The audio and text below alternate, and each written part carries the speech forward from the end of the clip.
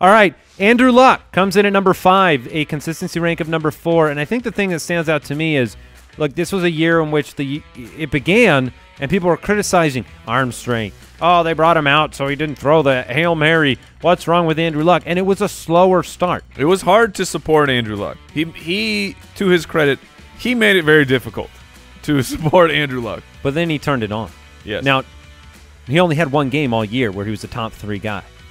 I believe that was week 4 when he had 35.7 fantasy points. He was always right on the cusp, though. He was. He had 11 games, 75% of his games in that good category or better.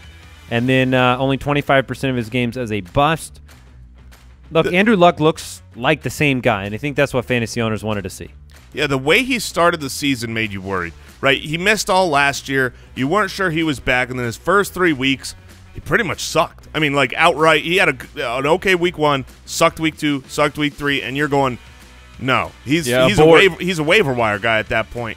From that point on, and you got to keep in mind, they had a new offensive head coach, a whole new team, a whole new system for Andrew Luck to get in, and they got it going. They clicked.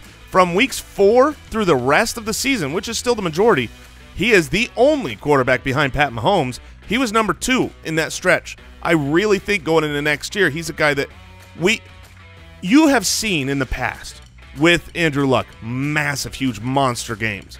You didn't really see that this year. If you add a couple of those in, and take away the beginning of the season when they were trying to figure the system out, they didn't have Marlon Mack. He's a top 3 pick for me, potentially. Yeah. No, I agree. Here's the thing. First of all, if I ever take 585 days off of this show, I hope you give me 3 shows to get off the rust. Okay? And second of all, you get 2. T.Y. Hilton was playing injured for a good portion of this year. He's the major weapon in that offense. They didn't trade for and use Dontrell Inman to be the number 2 guy until later in the season. So he made a lot out of...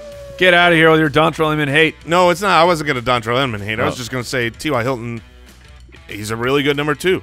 You know, Eric Ebron. Eric Ebron is the man. I see what's going on. Goodness. Eric Ebron standing 6'6", teen. Yeah, 6'16" plays for the Chiefs, right?